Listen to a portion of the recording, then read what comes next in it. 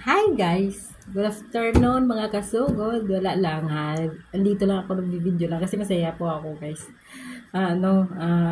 Wala akong pera guys. Wala talaga akong pera. Syempre, syempre kailangan ko pera, di ba? Wala akong trabaho eh. Dito lang ako, nagbabanta lang ako ng maliit kong tindahan.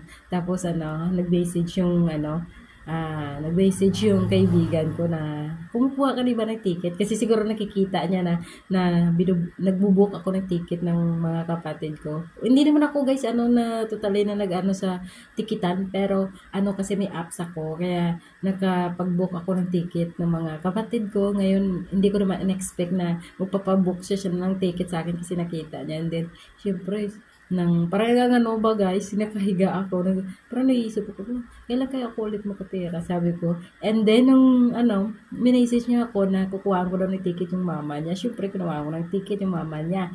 Hindi ko naman in-expect na bibigyan niya ako binigyan niya ako binigyan niya ako ng pera.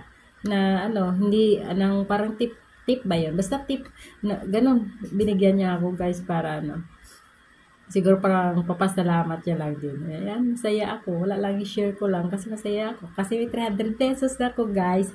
301 pa nga yung binigay niya. Ayan. Thank you mga so good. I-share ko lang. Doon pa ka-OA, no?